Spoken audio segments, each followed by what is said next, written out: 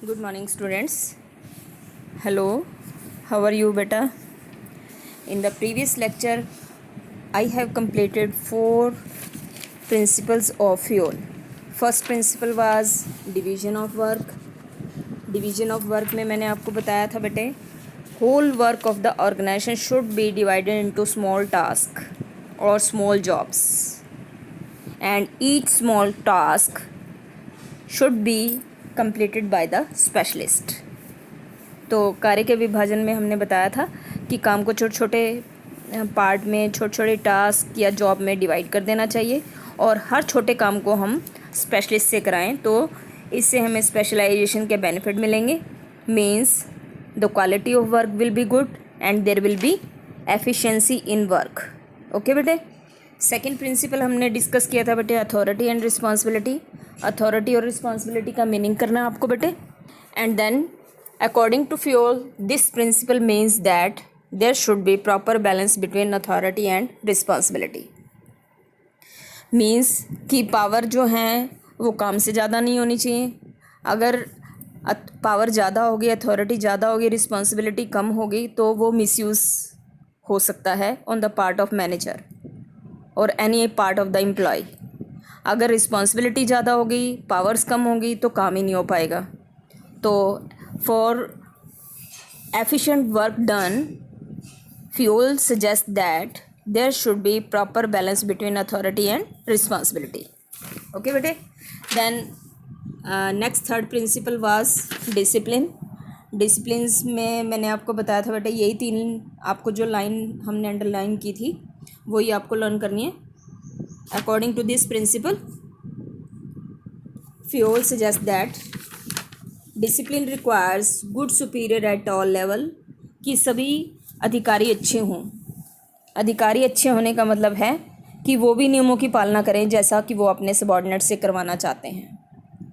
और clear and fair agreements में मैंने आपको बताया था कि जो कमिटमेंट एम्प्लॉयज़ मैनेजर को करें, मैनेजर एम्प्लॉयज़ को करें, वो हमारे वायदे सच्चे होने चाहिए, ट्रू होने चाहिए और टाइम पे पूरे होने चाहिए. हम गलत कमिटमेंट एक दूसरे को ना करें. गलत वायदे जो पूरे नहीं हो सकते वो कमिटमेंट हमें अपने सुपीरियर सबॉर्डिनेट को, सबॉर्डिनेट सुपीरियर को ना करें. और application of penalty should be judicious. यानी कि नियम तोड़ने पर सभी को एक समान रूप से सज़ा दी जानी चाहिए, चाहे वो कोई अधिकारी है, चाहे कोई वो सबॉर्डिनेट है. किसी को कम या किसी को ज़्यादा पनिशमेंट नहीं होनी चाहिए. उसके बाद हमने डिस्कस किया था बेटा unity of command. According to this principle, each and every subordinate must receive the order from one boss at a time.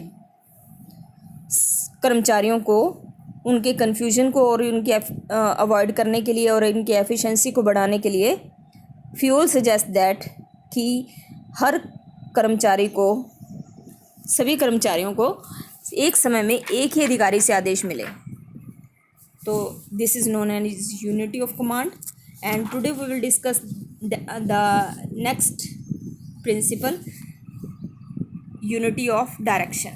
Unity of direction का मतलब यहाँ अब बात आप यूनिटी ऑफ कमांड से बिल्कुल अलग है बेटे. यूनिटी ऑफ कमांड में हमने बताया था कि कर्मचारियों को एक ही समय में एक ही अधिकारी से आदेश मिलने चाहिए. या हम यूनिटी ऑफ डायरेक्शन का मीनिंग जो ओवरऑल कंक्लूजन में मीनिंग है, one head one plan.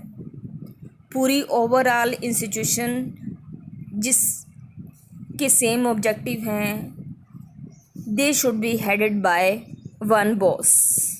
One for example जैसे स्कूल है, स्कूल में एक प्रिंसिपल होता है, उसी की प्लान पॉलिसीज़ को हम फॉलो करते हैं. यहाँ इसका मतलब यही है. तो unity of direction means each group of activities. ये बेटे नेक्स्ट पेज पे आप देखेंगे इसको, इसका मीनिंग. ये वाली लाइन आपको याद करनी है बेटे, आपकी बुक में क्लियर हो जाएगा. ये शायद यहाँ पे अच्छे से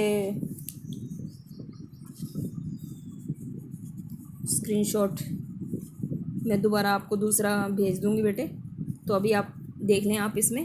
तो unity of command, unity of direction का मतलब है ईच ग्रुप ऑफ एक्टिविटीज़, एक जैसी समस्त क्रियाओं को निर्देशित करने वाले एक ऑर्गेनाइजेशन में जिनका एक ही उद्देश्य है, मान लो स्कूल है, स्कूल का मतलब है एजुकेशन देना है, तो they should be headed by one boss, there should be one head one plan for each group of activities having same objective to bring unity of action and coordination.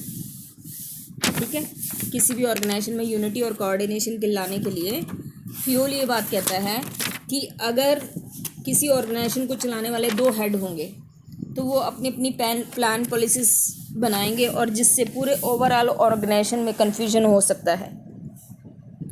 तो आप difference में देखो बेटे, implications में 3rd point, it effect an individual employ, unity of command तो एक कर्मचारी को इफेक्ट करता है, लेकिन यूनिटी ऑफ डायरेक्शन पूरे होल ऑर्गेनाइजेशन को इफेक्ट करेगा। यूनिटी ऑफ कमांड का मतलब है dual subordination should be avoided, यानी कि एक कर्मचारी के एक समय में 2 बॉस नहीं होने चाहिए। और यूनिटी ऑफ डायरेक्शन का मतलब है कि ओवरलैपिंग और कन्फ्यूजन को अवॉइड करने के लिए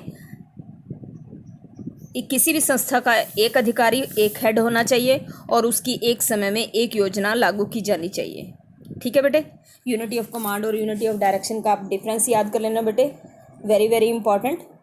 ये 3 नंबर में आ जाता है बेटे, और इसके जो बेस ऑफ डिफरेंस है आपको ये याद करने बेटे। एक तो मीनिंग के बेस पे कर लेंगे और एक आप एम बताया मैंने, इट प्रिवेंट ड्यूअल सबऑर्डिनेशन, और यूनिटी ऑफ डायरेक्शन का जो एम है वो क्या है, it prevent overlapping of activities. इसका मीनिंग देखो, यूनिटी ऑफ डायरेक्शन का आपको बेटे यही मीनिंग याद करना है बेटे।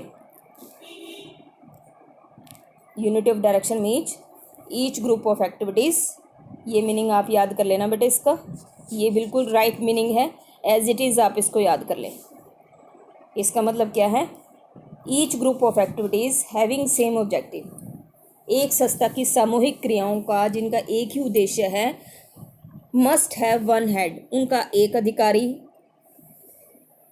ओवरऑल एक प्रिंसिपल, एक चेयरमैन और एक मैनेजिंग डायरेक्टर होना चाहिए, एंड वन प्लान, और उस मैनेजिंग डायरेक्टर की, प्रिंसिपल की एक योजना होनी चाहिए जिससे कि हम ऑर्गेनाइजेशन में यूनिटी ऑफ एक्शन ला सकेंगे और कोऑर्डिनेशन डिफरेंट डिपार्टमेंट में, डिफरेंट लेवल्स में एस्टेब्लिश कर पाएंगे।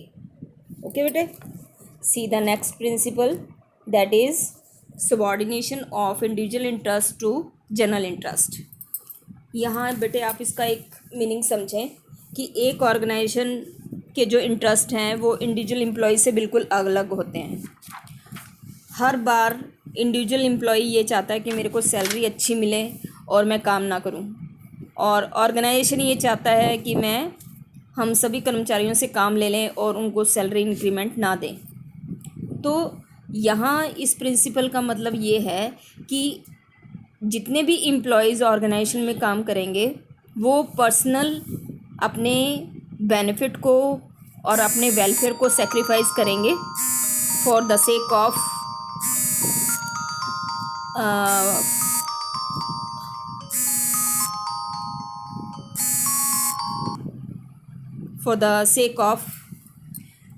interest of whole organization, because the interest with the company, there are so many interest attached with the interest of company, that is employees, owner, investors। ये देखें बेटे आप इसमें, these are the interest holder in the company, creditors, customer, owner, shareholder, a lot of people's interest are attached with the organization। तो अगर company को profit होता है, इन सभी को बेनिफिट होगा। तो एक अकेला मैनेजर या एक अकेला एम्प्लॉई अपने फैमिली के बेनिफिट में या अपने पर्सनल बेनिफिट के फेवर में कोई डिसीज़न नहीं लेगा। तो according to this principle we mean that, आप ये लाइन याद कर लेंगे बेटे, ये जो इसके साथ ही दी हुई है बेटे, cannot be sacrificed, there is so because larger interest of the shareholder should not be sacrificed for the small group or the any family benefit of the employees। कहने का मतलब यहाँ पे ये है कि हमें कभी भी किसी भी लेवल पे, किसी भी पोस्ट पे हम काम कर रहे हैं तो हम अपने वेलफेयर में डिसीज़न नहीं लेंगे। जिस डिसीज़न में इस पूरी कंपनी का वेलफेयर होगा वही डिसीज़न एप्लीकेबल होंगे। General interest must be given favour. हमें कंपनी के ओवरऑल वेलफेयर को ध्यान में रखना है, अपने निजी हितों का हमें कंपनी के वेलफेयर के लिए हमें त्याग करना होगा। ठीक है, all decision should be taken for the interest of whole organisation. For example आप ये देखो बेटे कि मान लो कि एक मैनेजर है, प्रोडक्शन मैनेजर है, उसको रॉ मटेरियल परचेज़ करना है, तो as a production manager quality और प्राइस को ध्यान में रखते हुए वो कम से कम कीमत में बढ़िया माल खरीदे, उसकी रिस्पॉन्सिबिलिटी ये है। लेकिन अगर वही मैनेजर अपने बेटे से या अपने फादर की दुकान से अपना कंपनी को महंगा माल और पुअर क्वालिटी का माल सप्लाई करवा देता है, तो इससे माल की क्वालिटी कम हो जाएगी और प्राइसेस भी, कॉस्ट बढ़ जाने से प्राइस भी बढ़ जाएगा और मार्केट में वो बिकेगा नहीं। तो यानी कि लॉस किसका हो गया? कंपनी को। फ़ायदा किसका हुआ? सिर्फ मैनेजर का। ठीक है, तो ये काम हमें नहीं करना है। वो जो मैनेजर घटिया माल की सप्लाई हाई प्राइस पे कंपनी को करवा रहा है, तो he is violating this principle, subordination of individual interest to general interest. वो इस प्रिंसिपल को फॉलो नहीं कर रहा है, वो अपने निजी हित को फेवर कर रहा है और कंपनी के हित को नुकसान पहुंचा रहा है। ऐसा नहीं होना चाहिए। हर मैनेजर अपने निजी हितों को त्याग कर दे, अपने निजी प्रॉफिट को या फैमिली प्रॉफिट को ना देखे, बल्कि कंपनी के ओवरऑल बेनिफिट में ही उसको डिसीज़न लेने चाहिए। तो ये एग्जांपल आपको मिल जाएगा, आप पढ़ना इसको बेटे। कोई दिक्कत हो तो दोबारा पूछना बेटे। नेक्स्ट प्रिंसिपल इज़, कल हमने 4 किए थे, आज भी हम 4 कंप्लीट करेंगे। कोई प्रॉब्लम हो तो पूछना बेटा। 8th प्रिंसिपल में सेंट्रलाइजेशन और डिसेंट्रलाइजेशन का मीनिंग आपको लर्न करना है बेटे। यहाँ इसमें डिफरेंस दिया हुआ है बेटे सेंट्रलाइजेशन और डिसेंट्रलाइजेशन का। According to this principle, centralisation और डिसेंट्रलाइजेशन मीन्स, सेंट्रलाइजेशन का मतलब होता है कि सारी डिसीजन मेकिंग टॉप लेवल पे हो, टॉप लेवल के हाथ में होती है। टॉप लेवल के हाथ में होने का मतलब यहाँ है ऑल इम्पॉर्टेंट जो डिसीजंस हैं they are taken by the superior. But in the decentralization